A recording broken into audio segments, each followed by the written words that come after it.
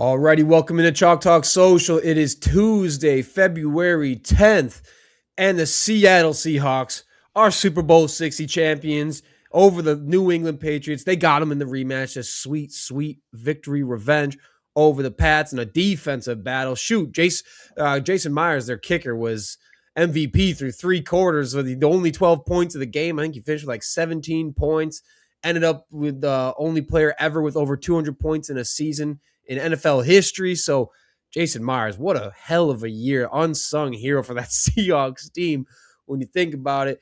Iman, how we doing? How we think of the game? You already know it's Monday, man. What a good Super Bowl. I know a lot of people saying it was boring, but I look at the small things, stuff, especially stuff like kickers and the Seattle Seahawks punter. Was he on Michael point Dixon, with goated. his, man? I'm talking about his field position. The whole game was like that. I mean, I liked the game. I thought it was exciting.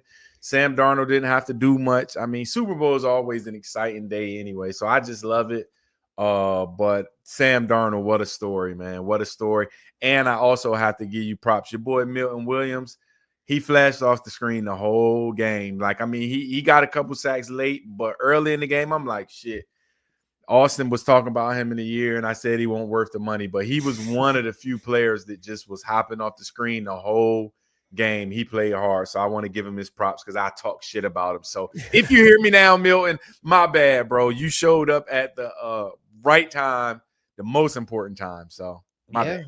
I mean, if anything, this Super Bowl, this playoffs just prove like, shoot, it's almost more imperative or as imperative to just have a great defensive tackle room as it is having a great edge room. Like maybe even more important, like Milton Williams and Christian Barmore, and then you got Byron Murphy and Leonard Williams, and then you got the Rams and the Broncos. All these teams got solid defensive tackle rooms where it's like, I think you're going to see teams just continue. It's just like prioritize this, and they can't fall by the wayside in the draft. You can't just have patchwork at defensive tackle. We see how much it elevates a defense. If you got to win the trenches. Football's always been about winning the trenches. We saw it again. Patriots got cooked all game in the trenches, all game. Will Campbell Campbell's got a lot of people sending a lot of told you so texts about his short arm shit, man. He was terrible. They said he didn't want to talk to the media out there, and I don't blame him because that one play when he jumped off sides, boy, he flinched, man. But then the D tackle came in and knocked him on his back pockets. I said, "Oh, that's embarrassing." But that's tough. He had a bad day.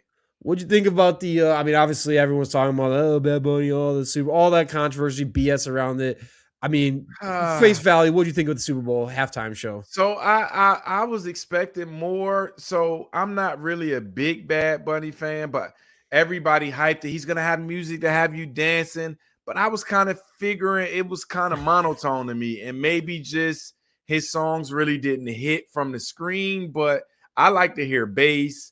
I like to hear, like, I thought it was going to have me more energetic, but I mean, I don't know. I mean, listen, they say he did the most views for a halftime show ever. So, I mean, shit, everybody watched it. I thought it was cool aura, cool vibes. No idea what was going on with the music. Couldn't tell you anything he said. I think he said casino or once, or he said United States for sure. I caught like 4 or 5 words I can make out. Yeah. But like, I thought the camera work was dope.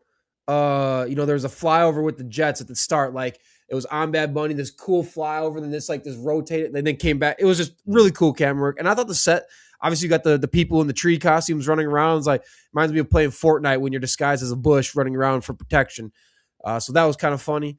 But I thought it was cool enough vibes, whatever. I mean, look, if you're a diehard NFL fan or just a big time fan, like, you don't care about the halftime show. It is what it is. Yeah, exactly. It's such an afterthought that, like, all the stuff and narratives around it were just a waste of time and energy and breath, man. Just like, who cares? I'm here for the game. The casuals, the people who don't care as much about the game, they're here for the Super Bowl halftime show, right? I mean, that's how it goes. But what about Super Bowl commercial? Now, this was a pretty abysmal lineup of commercials out there. A lot of AI slop. It's a damn shame, man. Like, we used to live in a proper country with elite Super Bowl commercials now, and now we just have no creativity, no entertainment value.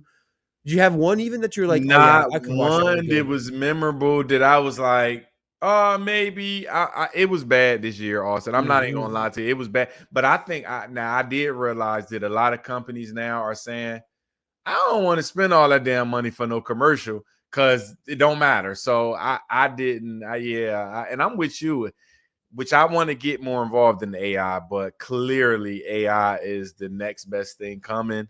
But no, I didn't even see a Budweiser. Budweiser No, never. They they did. came in and saved the day. They came in and saved it. It was like around the third or fourth quarter because I was like, I must have finally a missed good that. commercial. Budweiser swoops in, does their thing, saves Oh the day yeah, with with the eagle and the yep, and the horse. Yeah. baby horse, Okay. baby eagle, and they Baby grow up eagle. together. And Yeah. then at the Okay. very Okay. end, it's the I eagle did see with its that. I did see that. wings. I did see that. Oh, And when they came majestic. back to the game, they had the horse with the eagle on top. All right, I did see Yep, that. yep. Oh, that No, was that I love that. All right, I had chills. Budweiser, they saved it. Shit, they were practically a Super Bowl MVP with that commercial, saving the whole damn thing. It was otherwise terrible. Sick yeah. commercial, Budweiser. They always know how to catch you in the fields and give you goosebumps with some inspiring horse and some other baby animal type storyline. So good for them. And speaking of Super Bowl, while we're still on it, gentlemen, this is your 1 year warning that next year's Super Bowl will be held on Valentine's Day. Good luck. How are you going to do that to us? How can you do that?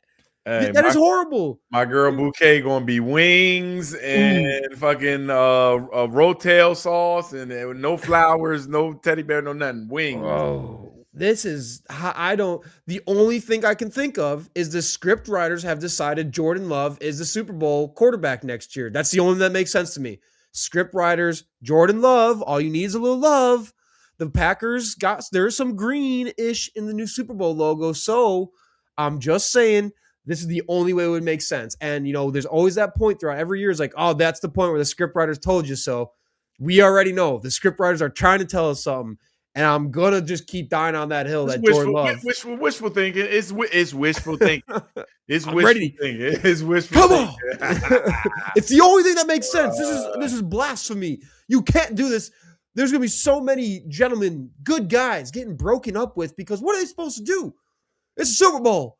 It's also Valentine's Day. You could buy Super Bowl tickets for your girl and say, hey, this is your Valentine's present now. Trip and the Super Bowl. There's an idea. I like that. Okay. All right. It's Tuesday. You know what it is. It's the top 10 and 10 per usual on Tuesday. So why don't we crack straight into it with number one, like we already did leading off the show, with the Seahawks win Super Bowl 60 over the Patriots in a 29-13 defensive battle. Like we were saying, Josh Myers had the only points through the first three quarters. It was pacing to be one of those kind of Super Bowls, maybe one of the lamest Super Bowls ever. With the game starting 12-0 into the fourth quarter, they start putting up points. Iman, your guy, you called him in the fantasy draft. Mac Hollins, he gets the receiving touchdown, the big fella for the Patriots to finally get them something.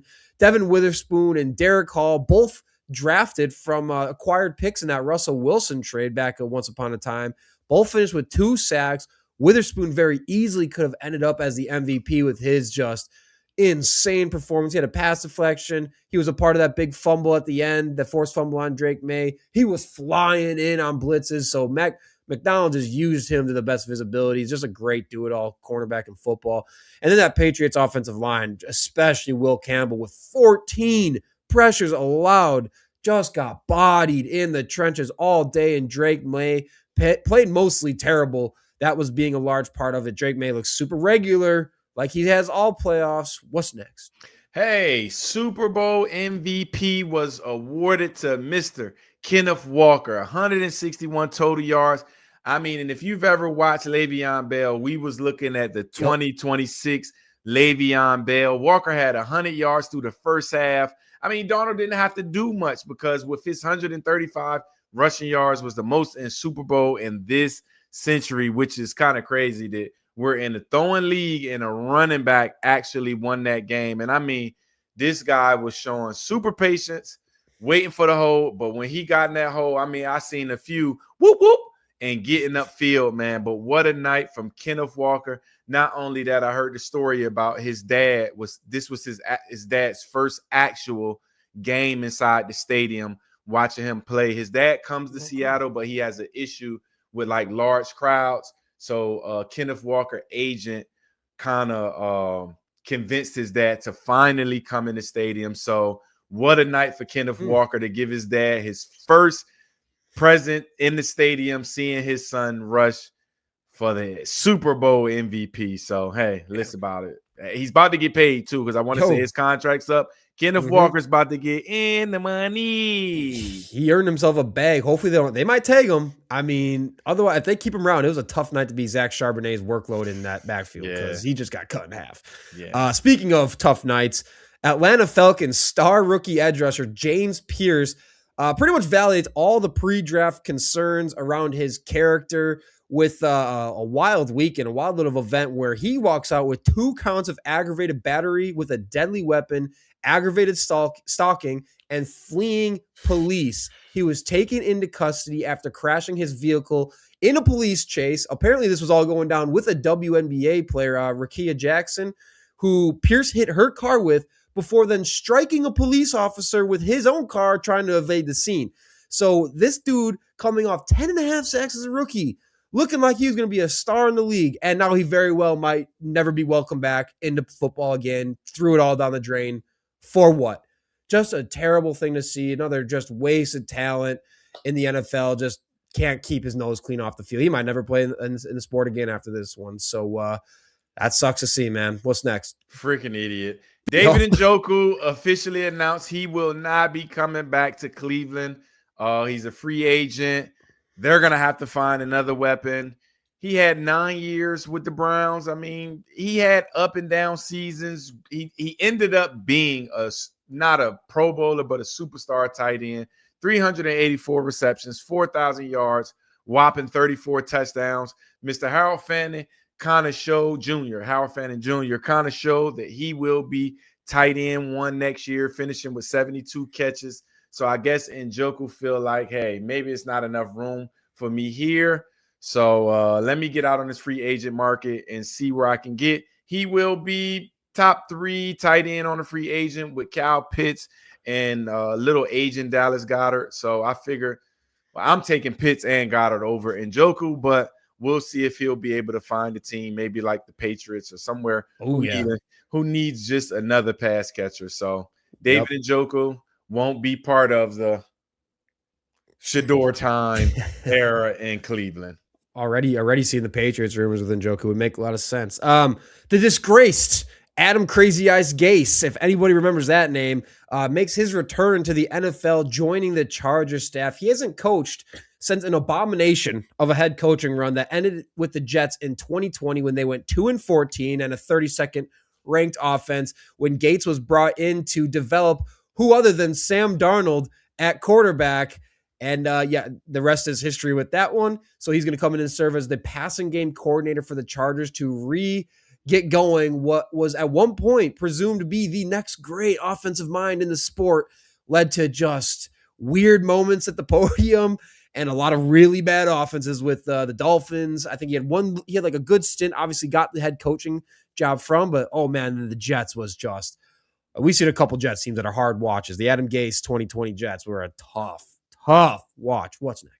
Hey, shout out to my guy, DeMarcus Tank Lawrence.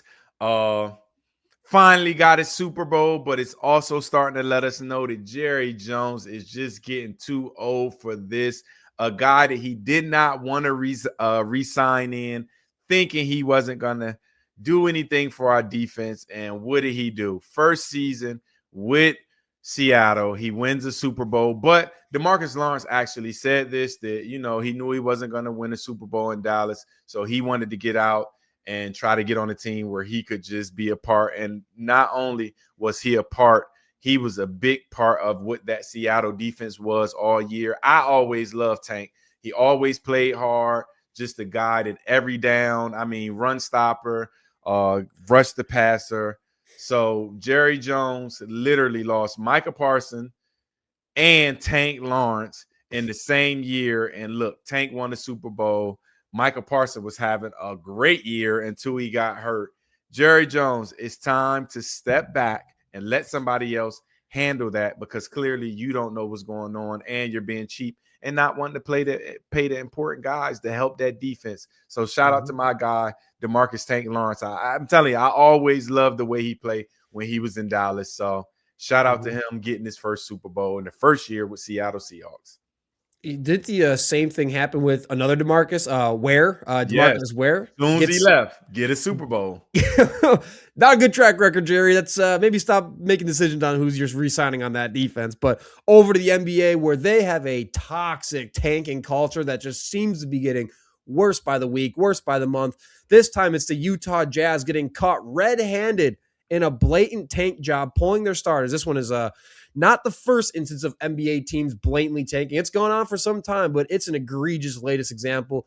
They were up. Listen to this. They went into the fourth quarter. The Jazz only up 94-87 against the Magic. They then went on to pull Lauri Markkanen, who did not play the entire fourth quarter, as well as Jaren Jackson Jr. did not play the entire fourth quarter after both combined for 49 points up until then. Utah then went on to lose the game 120-117. And it's just, again, a toxic trend going on in the NBA that more and more people are calling attention to. Like, these non-playoff teams, there's roughly like 6 teams right now that are actively tanking their stock, and there's zero punishment, zero repercussions from the league. The NBA entirely lacks competitive integrity right now, and it's just poisoning the sport. And you'll say what you will about former Commissioner David Stearns, but any tanking back then was never so blatant and certainly wasn't this regular. Did it happen? Sure. But there was still a level of teams putting their best stuff on the court for the most part.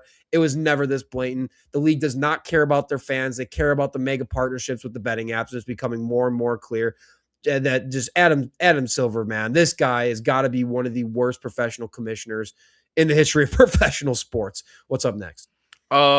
But before we go there, I lost on that parlay too. So I'm really, yes, I'm pissed on that. And I get it. Everybody want AJ DeBansa or Darren Peterson. So you want to be in the top 2 spots because those are the 2 best prospects I've seen come out in a long time. But don't fuck me with my money because I'm thinking y'all getting Jaren Jackson. That is gonna be a winning team. But anywho, moving on. Hornets Kon Knueppel has I hate his name. Am I saying it right? Kon Knueppel, yep. Yeah, Kon Knueppel has put on one of the greatest rookie shooting seasons in history. Talked about it a few weeks ago. Has already become one of the top catch and shoot scorers in the NBA, blowing away all rookies in catch and shoot threes, shooting 42%. Good God Almighty, that's almost 50% that's insane on 8 3-pointer attempts per game. And remember now, Steph Curry shot 43 on 5 as a rookie.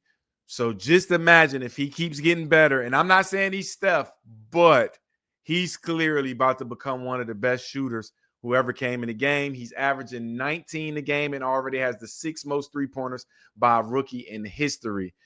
Despite only being a rookie, he has turned around Charlotte on their longest winning streak, 9 in more than 2 decades. And can you imagine him and Cooper Flagg was on the same team? Yeah. 2 of the best rookies balling right now was on the same college team who just lost to UNC this weekend. One of the coaches got punched in the face. But yeah, Kon, keep balling, brother. You're on your way being one of the greatest shooters ever. Wisconsin boy. There we go. Over again, sticking with the NBA. The NBA Board of Governors just told that they plan a summer vote for a 2026 expansion to 32 teams. Finally, we might finally be getting back a Seattle basketball team. And of course, the other team that's top of the mix is Vegas. And I cannot think of a worse place for an NBA team to play than Las Vegas, especially like we said, with all the integrity problems in the league already having, and the numerous active players that are getting caught gambling on the sport as they're playing on the court. It's crazy. Like I said, NBA actively has about 6 teams tanking, so it's fair that fans have concerns about why the hell are we going to add 2 more teams when you got a substantial portion of the teams every year looking to tank.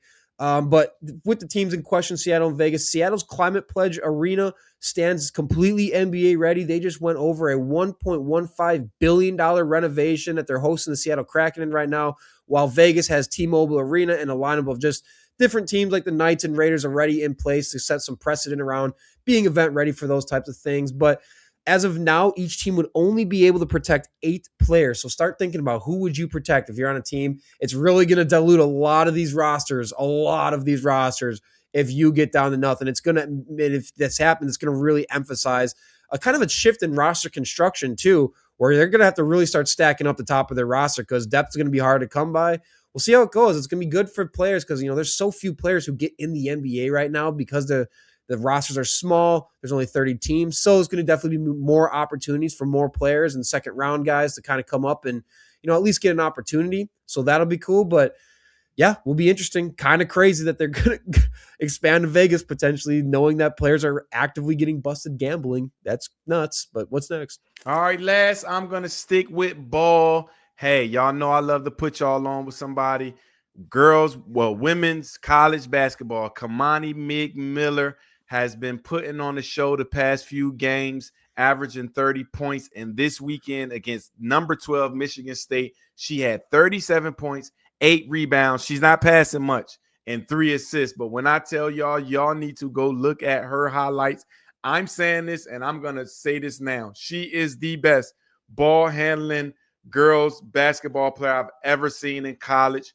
Go look at her. Kiyomi McMiller, 37, 8, and 3. She's a future top 3 pick in the WNBA. But salute to Kiyomi McMiller with 37 points this weekend. She's back-to-back 30 points in the past 2 games. She is a future superstar, and like I said, the best ball handler you've ever seen in women's college basketball. Go look at her highlights. She has so many bags when it comes to. She looks like Jordan Crawford. And I know you'll know being out in Washington, not being a Washington guy, but he's a big time guy, ball handler. She is she's the best ball handler I've ever seen in college basketball. Very cool. Yeah. It's always good. I mean, Iman, we're going to need you to start writing for Sidelinr as a WNBA wing of the editorial wing or something like that. I love women's basketball. I hate to say it, but I love watching it. Hate to say it, but I love it. I love it. That's funny. I mean, before we get too far off the Super Bowl, I kind of want to tie the bow on something here with Mike Macdonald becoming the first head coach to ever win a Super Bowl as the guy calling the defense.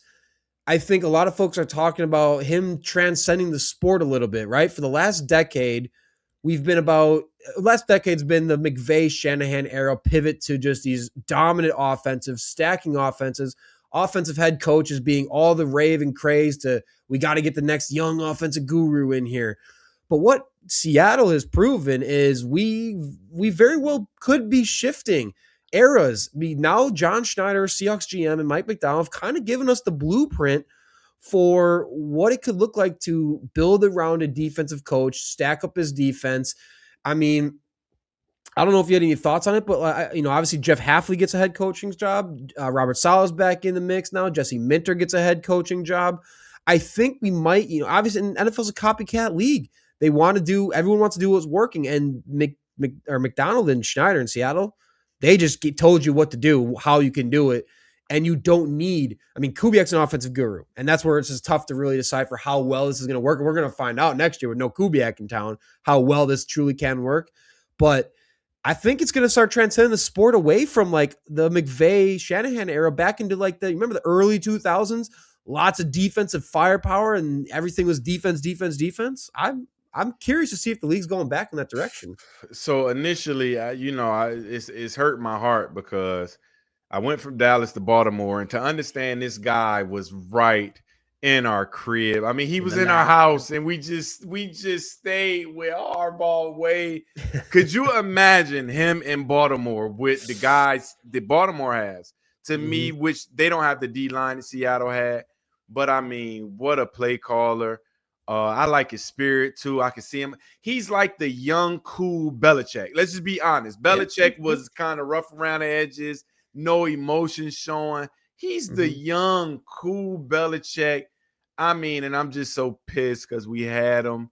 Dallas could have had him, to be exact. Dallas could have got him at some point. But, yes, I'm with you. I think more NFL teams will be looking for these guys who can make a big change on that side of the football, because it's been an offensive league, but clearly it's shown that when you have a guy like that, he can kind of keep it at bay. Because imagine what Matt Stafford would have did.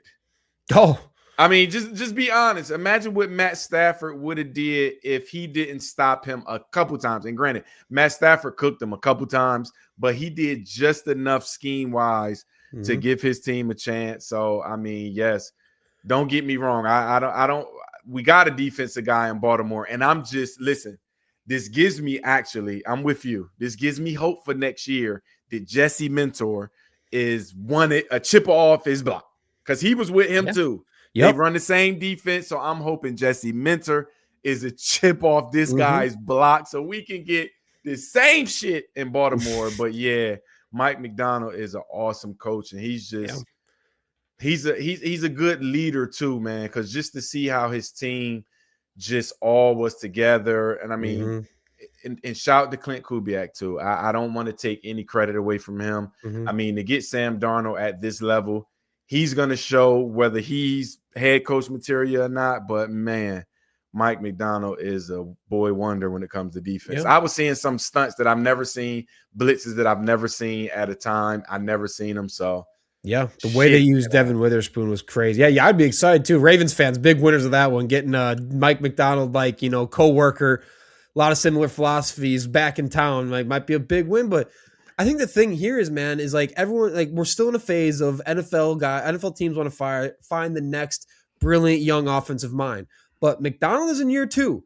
Schneider leaned all the way into loading up, obviously the Russell Wilson trade, leaning into like, let's load up this guy's defense. He's a great mind. So let's give him everything.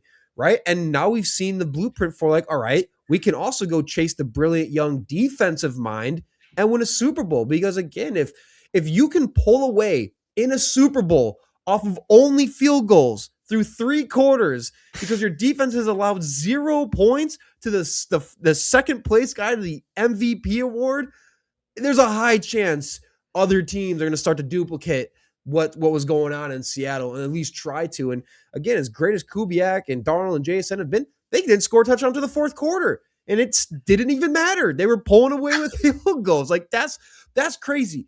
And again, it comes back to the thinking of like, everyone's like, oh, you need Josh Allen, you need Lamar, you need all this at your quarterback to win. Sam Darnold had a great year. He is no top 5, top 7 quarterback. At all. So what else it did is prove like you don't even need one of the elites in the game to win a Super Bowl. It's all about the roster building, right? I mean, JSN is still an alien echelon type of receiver in the NFL, but they otherwise had nowhere near best-in-class weapons. It was old Cooper Kupp. Eventually it was Rashid Shaheed, who had 3 catches all playoffs. And it was freaking Jake Bobo and AJ Barner. They used him very effectively at tight end, but they started leading into the run game. So I'm really curious to see how the league transcends now. And I think something's going to start changing. I think we're going to start entering a new era of how teams are building, who they're hiring as their head coach. And I think another thing the Seahawks did that I was really interested in talking about is that Russell Wilson trade, man. And the way that trade paid off for the Seahawks. I don't know if you know what they got in totality here. So what they ultimately got was Charles Cross, their left tackle, who they just signed to an extension to be their long-term left tackle. Boye Mafe, he had a down year this year, but he was a 9-sack guy, a 6-sack guy, just a consistent edge presence for them. He's probably gone in off-season this year. Devin Witherspoon could have won MVP, and he's become one of the best all-around cornerbacks in the NFL very quickly. And then Derek Hall, D-tackle, 2 sacks in the Super Bowl. So what else Seattle did was they saw, hey, we're not as aligned with this older, aging quarterback anymore. We're gonna jump at the opportunity to move off him and maximize the window and return to move off of him. They got that Hall. That Hall plays huge factors in their Super Bowl run and Super Bowl win. And then they did the same thing with Geno. As soon as the Geno thing stopped working, immediately as it stopped working, they said, we're moving off of this. They do it early. They did it effectively. And what happens next? Instead of the 4 draft picks, it's Sam Darnold.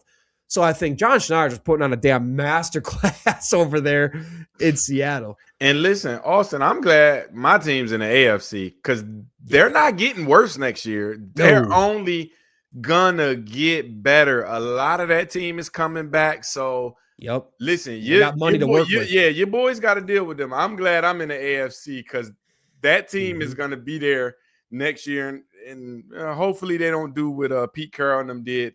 Return back to the Super Bowl the next year and do some bonehead shit. But, I mean, they're going to be good next year too. So, unless they're satisfied with one Super Bowl, which some teams do get kind of happy with one and, we don't have to work as hard. We got one. But, I mean, shit, if they come back, woof. The dark side ain't going anywhere now. We in AFC. I don't got to worry. Yeah.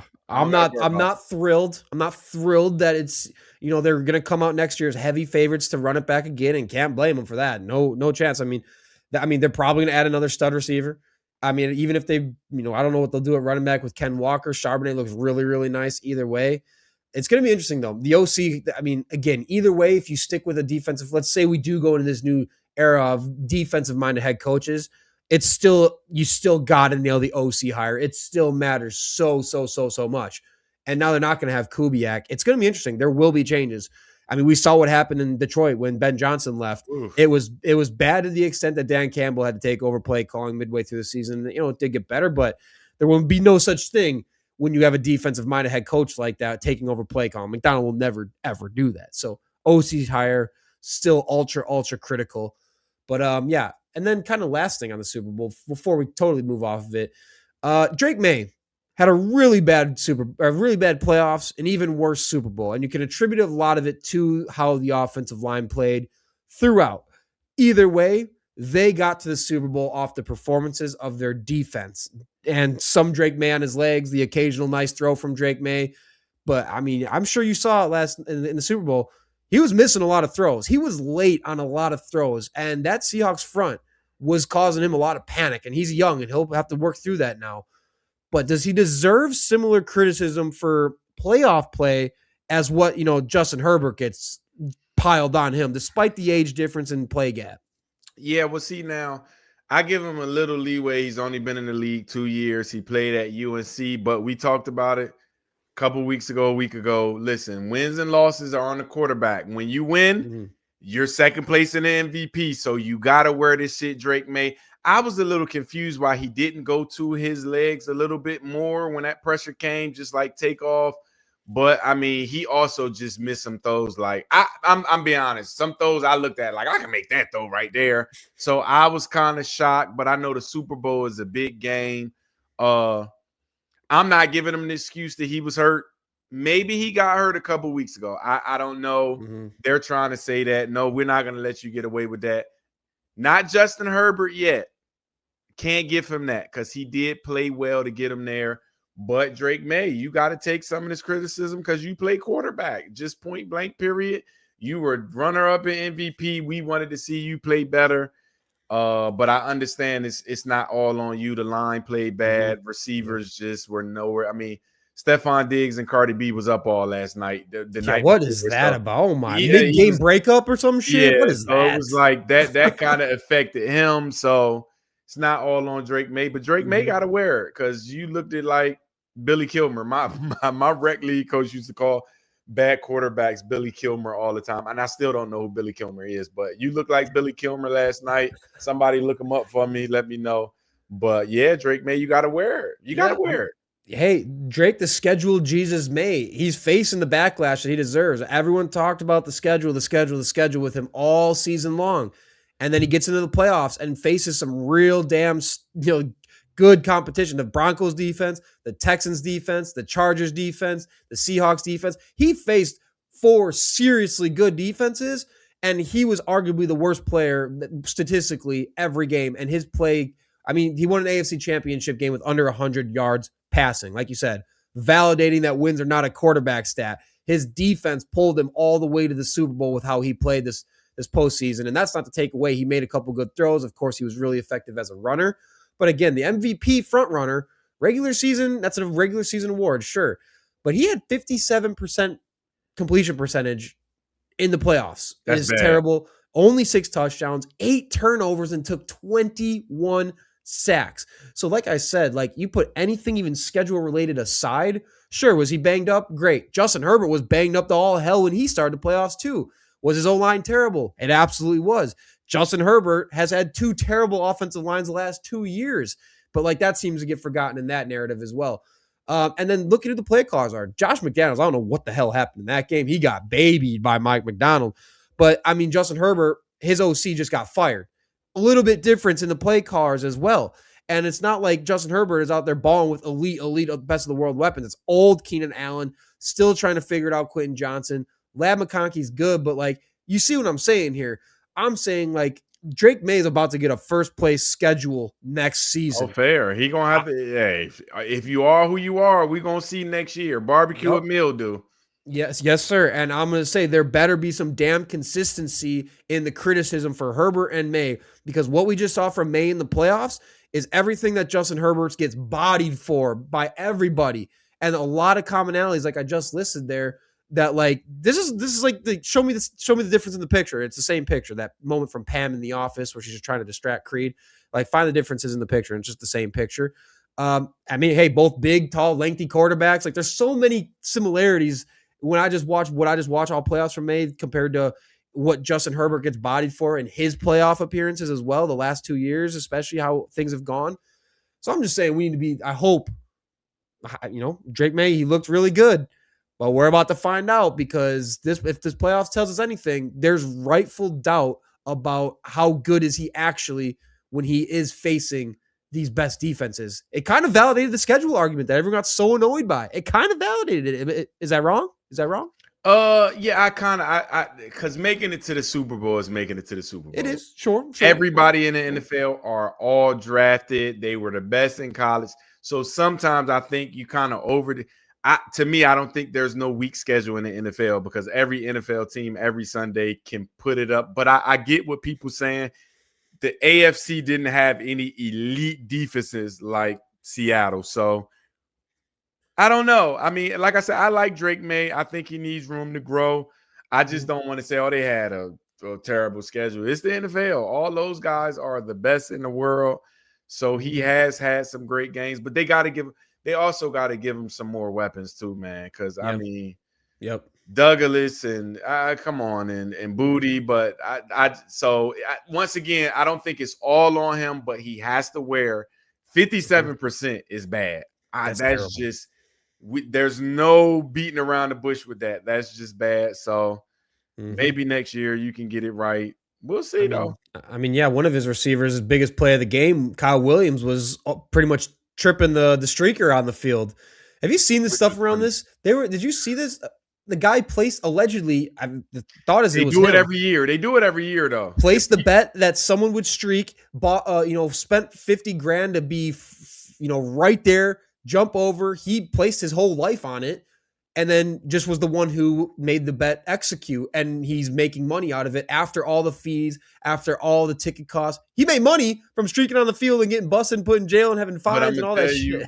Austin, I told somebody yesterday, I was just telling my guy, at this point, I think he's paying the security. When you go to an NFL game, it's hard to get down to the field. Yeah. Super Bowl, he got on it. They keep getting on the field. Trust me, they're paying a security guard somewhere who let him just go by.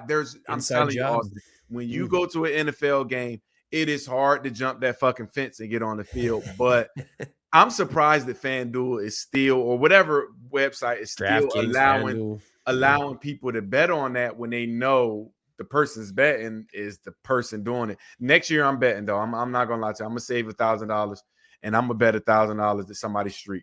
I'm gonna do it next year. It feels like a safe bet. I mean, it's always happening. But all right, football is over, folks, and we're all very sad about it. Here at Sidelinr, what we're going to try doing is mixing more of our writers and more fans around MLB and NBA to come on, be a part of the conversation, really started to move our conversation away from NFL. We'll still do a lot of NFL stuff, but now that the season has wrapped up, we're all sad. We're not going to know what to do with our hands. Like it's just like the Ricky Bobby, what do I do with my hands? I don't know what to do with my hands. We got to move on. And we need to kind of I know it hurts. I don't want to say it. It really sucks, but hey, let's kind of lay out the male survival guide to life without football, how to stay busy during the offseason. And we can just kind of go back and forth, maybe rattle off some ideas here.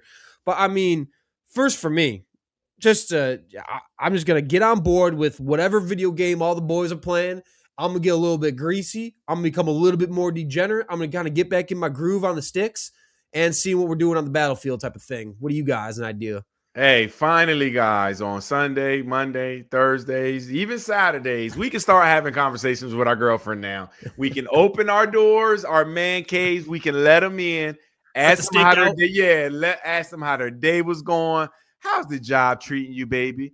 How are you loving this conversation now? Now it's not, hey, and then getting in the room. So now we can learn our ladies a little bit more for these next couple of months. Me, I watch USFL, XFL. So my girl got to wait a little longer for my ear to be Never open. ends. Yeah, to her.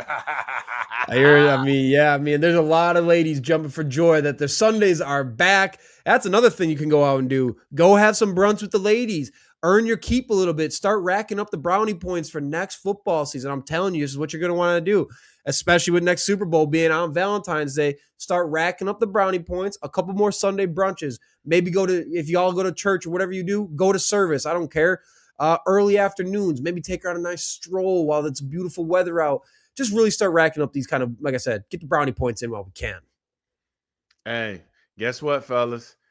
Time for vacation, baby. We off. We can even meet the NFL guys in Cancun because they're going. Hey. So say, hey, baby girl, you've endured this whole 19 week season. Let's go somewhere, have a good time, baby. Maybe. And you could even go somewhere cheap. It doesn't cost that much. Groupon got discounts all the time. So, hey, fellas, take your girl on a vacation. I mean, it's a great idea, right? You have a window. We have this window from February through August because Lord knows as soon as September comes right back around, we got a conflict of interest on Sunday that we're not going to really be able to take advantage of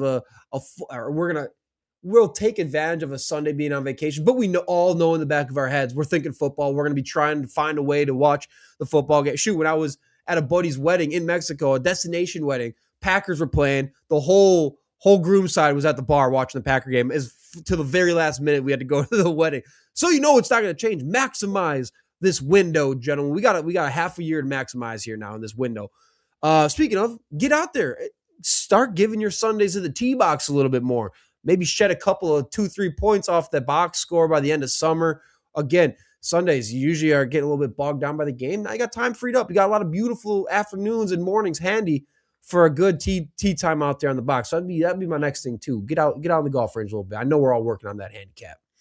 Hey, fellas, those things that they've been asking us to fix around the house, hey, we got time now. Now is the time. Go get your fucking toolbox. Fix that cabinet she's been asking. Put up that shelf that she needs for her she shed. Her desk in her room needs some renovation. Paint some walls. Put some carpet down. Maybe. I don't know. Maybe. If you don't have the house, do something around the house that she's been asking, because I know every Sunday, every Monday, every Thursday, every Saturday, they want us to do something, but we're just locked the fuck in on football. So now you could be a man's man. Hey, it's an extra 24 hours in the day to get some stuff done. Yeah, become a man's man. I mean, hey, becoming a man's man, maybe get a little bit more fit in the process. So here's another thing we could do. Maybe mix a little bit more greens into the diet. Now that your Sunday diet won't just be a bunch of wings and beers and other things of greasy sorts. Maybe we start, using our Sunday to be a little bit more health conscious, maybe a little bit longer gym session because we're looking for things to do. That cardio session bumps up a couple minutes. That sauna, you're getting the sauna more regularly. Great time to prioritize that health before we know, again, come September, we have one day of the week guaranteed to being a couch potato for at least 8 hours. Lots of poor habits. So again, folks, let's maximize this window while we got it. You got anything else you want to get into with it? Last one, fellas. We got mock drafts. I know our girls don't want to hear that, but all the mock every other week we can get mock drafts going, fellas. We can even get her involved and ask her to help build a poster board or something that we can have on a wall in our man cave. So yeah, mock drafts start in a couple weeks, baby. We're going to be going from 1 to 20, 1 to 32 every week until they get drafted into April. So do so many mock drafts that you almost get one perfectly right. And you can just tell people, hey, look, I know ball. Look, I got this one right. Don't look that I did 350 of them. I got this one right, though. It's all that matters, baby. I mean, so I don't know. There's probably a bunch of other things we can throw in there. I mean, you clean the house a little bit more, help on some chores at the house a little bit more. Take that dog on a little bit longer walk now. Maybe just go into the dog park.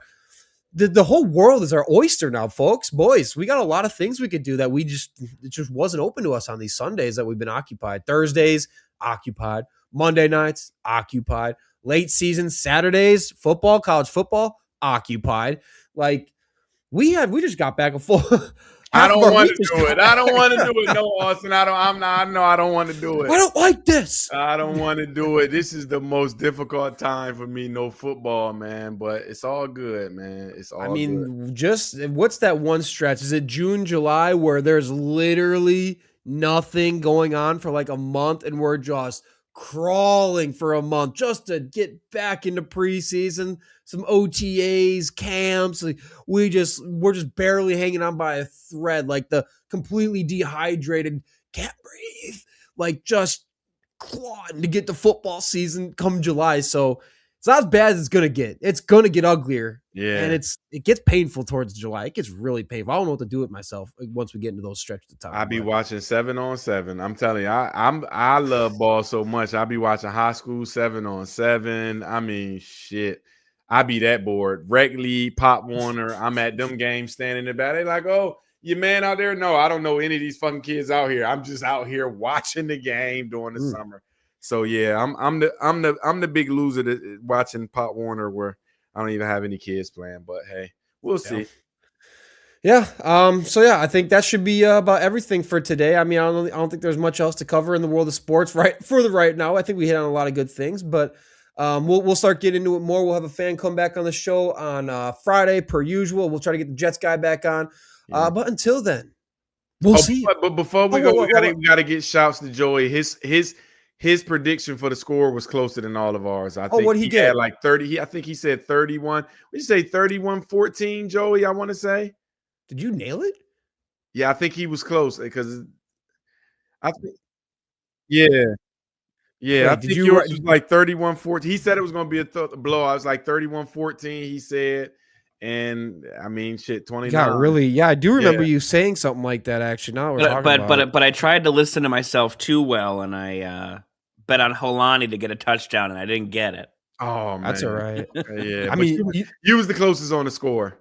Yeah, good job. That reminds me. I think Iman. I think you won our fantasy draft because you picked Witherspoon and he was incredible. Got all. You had the two. You had the two MVPs. You had Witherspoon and Kenneth Walker, and you had Mac Hollins. Mac Hollins got off, which was I didn't like his suit coming in the Super Bowl game. That was weird, man. That is just like, bro, you're not even a superstar. Stop it. But he did get my touchdown. I mean, my fantasy team showed off. Yeah, your team popped off. You whooped my ass. Now that we can look back on that one, because I had Darnold, JSN, Diggs, whole bunch of nothing out of that group, which is insane. I did have Henderson. I think Henderson did a bit more than.